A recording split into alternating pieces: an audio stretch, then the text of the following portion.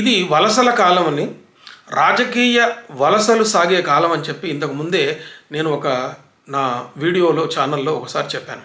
నిన్ననే జరిగిన ఒక సంఘటన ఏంటంటే, హిమాచల్ ప్రదేశ్లో రాజ్యసభ సీటు కోసం ఎన్నికలు జరిగినాయి.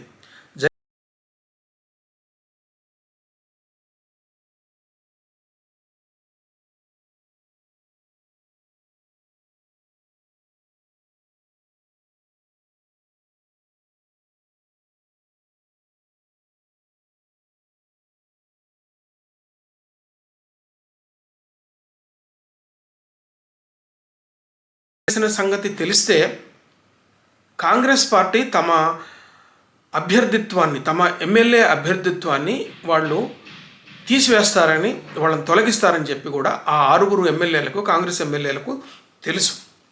అక్కడ కాంగ్రెస్ పార్టీ అంత పెద్ద మెజారిటీతో లేదు.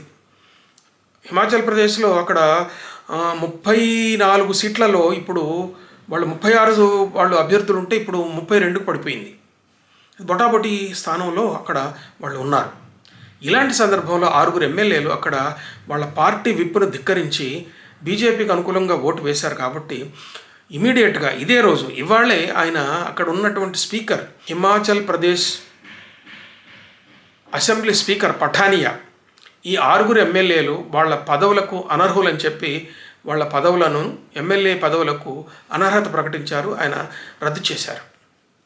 ఇది ఊహించిందే, ఇది అందరూ ఊహిస్తారు. బయట వాళ్ళు ఊహించడం మాత్రమే కాదు, బయట ఉన్న పరిశీలకులే దీన్ని ఊహించినప్పుడు ఆ 6 ఎమ్మెల్యేలు ఊహించకుండా ఉంటారా? ఊహించే ఉంటారు. ఊహించి కూడా పార్టీ మారి, పార్టీకి అనుకూలంగా కాకుండా వాళ్ళ పార్టీకి వ్యతిరేకంగా బీజేపీ అభ్యర్థికి ఎందుకు వేటు వేశారు అంటే, ఇక్కడ స్పష్టంగా తెలిసేది ఏంటంటే, వాళ్ళు త్వరలో బీజేపీలో చేరతారని. మనకి ఒక 45-50 రోజుల్లోనే మనకి ఎన్నికలు ఉన్నాయి. ఎన్నికల ప్రకటన ఏ క్షణమైనా రావచ్చు.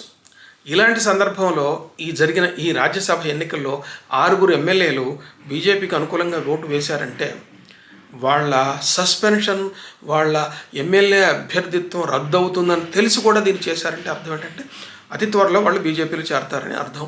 అక్కడ కూడా బీజేపీ, హిమాచల్ ప్రదేశ్లో కూడా బీజేపీ త్వరలోనే అధికారంలోకి రాబోతుందని సూచనగా దీన్ని భావించడానికి వీలుంది.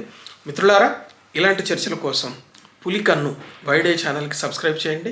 ఈ వీడియో నచ్చితే లైక్ చేయండి, మిత్రులకు షేర్ చేయండి. నమస్తే.